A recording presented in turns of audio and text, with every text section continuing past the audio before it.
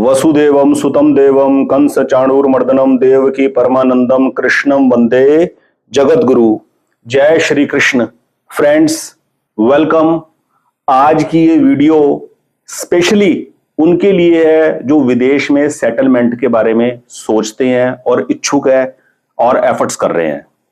मेरा वीजा कब लगेगा, मेरी विदेश यात्रा का योग कब बनेगा, क्या कुंडली में ऐसा कोई योग है जिससे मुझे पता चले मैं विदेश में सेटलमेंट मेरी हो सकती है। इससे पहले मैं 2 वीडियो बना चुका हूं जिसमें मैंने आपको बताया मेष लगन के जातकों के लिए भाग्यशाली रत्न कौन सा है। मैं हर लगन के लिए ये बनाऊंगा वीडियो कि हर लगन के जातक के लिए कौन सा रत्न भाग्यशाली है, और वो भाग्यशाली रत्न ओवरऑल होता है, लाइफ लॉन्ग पहनना चाहिए और वो हर काम की सफलता के लिए होता है। चलिए, उसके बीच में ये एक अलग से एक अच्छा टॉपिक के ऊपर मैं वीडियो पेश कर रहा हूं आपके सामने कि यात्रा का योग कैसे देखा जाता है, उसके बारे में वीडियो के अंदर आपको इंफॉर्मेशन दूंगा। वीजा मेरा कब लगेगा, विदेश यात्रा का योग कुंडली में है कि नहीं, इसके लिए एस्ट्रोलॉजी से पहले बेसिक कॉमन सेंस होनी बड़ी जरूरी है। और दूसरा फ्रेंड्स, मैं आपको ये कहना चाहूंगा, जीवन में किसी भी फील्ड में जब हम आगे बढ़े तो अपनी जो राय, सलाह, मशवरा, सजेशन है वो उस आदमी से लेनी चाहिए जो उस फील्ड के अंदर सफर तय कर चुका है, एक्सपीरियंस्ड है। ठीक है, किसी ज्योतिषी से मैं विदेश यात्रा के बारे में पूछता हूं तो उससे पूछना चाहिए जिसने कभी खुद फॉरेन के ट्रेवल करने के लिए वीजा लिया हो, कभी इन नॉर्म्स को हैंडल किया हो, उस तजुर्बेकार आदमी से आप सजेशन लीजिए। ये मेरा कहने का भाव है। मैंने अपनी लाइफ में आज से 22 साल पहले यूनाइटेड किंगडम का वीजा लिया था, टूरिस्ट वीजा, और ट्रेवल किया था। उसके बाद मैंने यूनाइटेड किंगडम पहुंचकर बरम्यूडा आइलैंड की ट्रेवलिंग की थी। वहां मैंने 21 दिन का मुझे अराइवल वीजा मिला था, वो एडवांस में नहीं लेना पड़ता, वो अराइवल पे मिलता है टूरिस्ट वीजा। और उसके बाद सन 2003 में मैंने बिजनेस पर्पस के लिए किसी कंपनी में मैं जॉब करता था, तो इंटरनेशनल ट्रेड फेयर में पार्टिसिपेट करने के लिए कंपनी की तरफ से हमने बिजनेस वीजा लिया था। बिजनेस वीजा मुझे मिला था, लेकिन उस बिजनेस वीजा के ऊपर ट्रेवलिंग नहीं हो पाई थी। तो वीजा कैसे अप्लाई किया जाता है, क्या नॉर्म्स होती है, ये बेसिक पता होना बहुत जरूरी है। इस इंफॉर्मेशन के बिना, इस जानकारी के बिना एस्ट्रोलॉजी से हेल्प लेकर खुश होते रहना कोई अक्लमंदी नहीं है। मैं सबसे पहले आपको बताऊंगा क्या बेसिक इंफॉर्मेशन वीजा और विदेश सेटलमेंट से रिलेटेड आपको होनी चाहिए।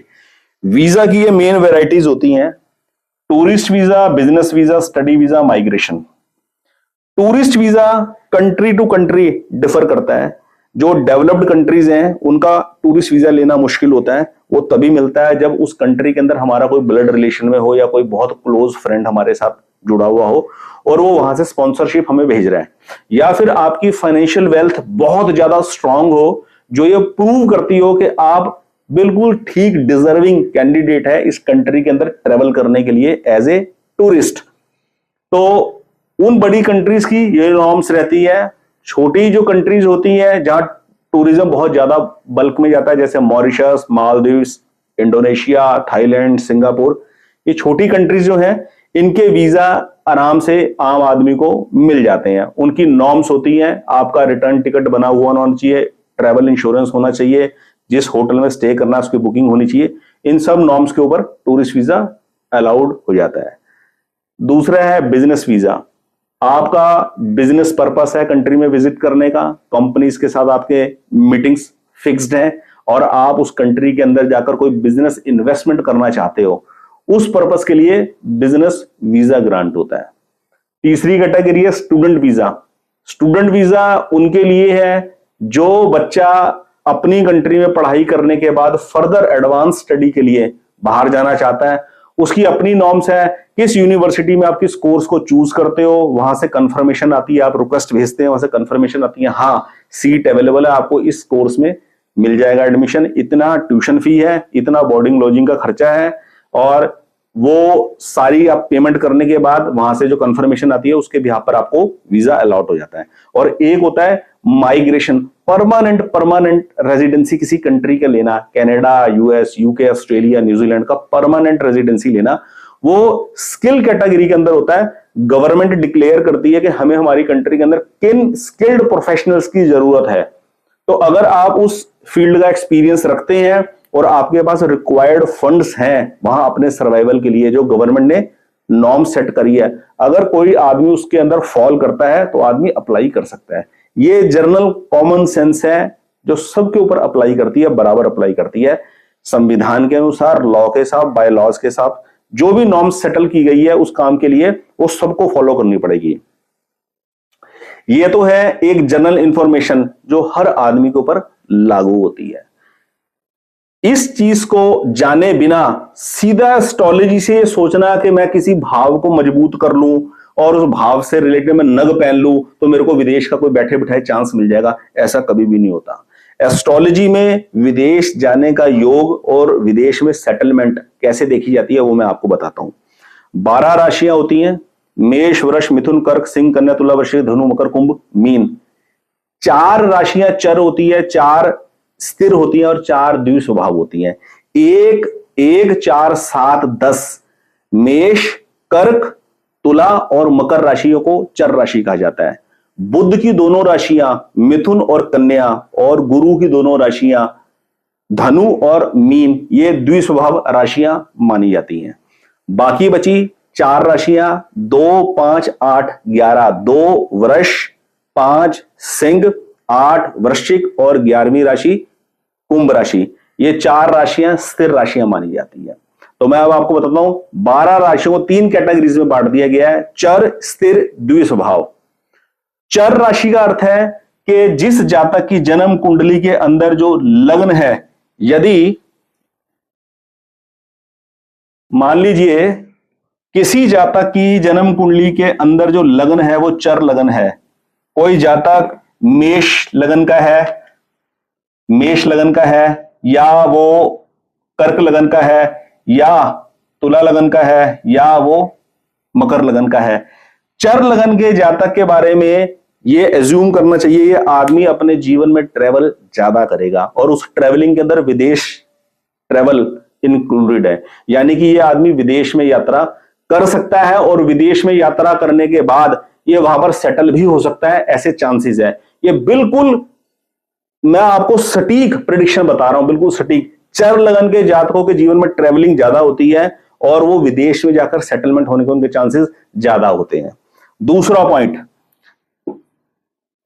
लगन चर बेशक ना हो, लगन कोई भी हो, ये वाली बात चर लगन के ऊपर सबसे स्ट्रांगली इंप्लीमेंट करेगी मेष, कर्क, तुला और मकर लगन वालों के लिए, और यही बात लागू करेगी मिथुन, कन्या, धनु और मीन राशि वालों के लिए, क्योंकि ये द्विस्वभाव है, इसमें चर और स्थिर दोनों स्वभाव है।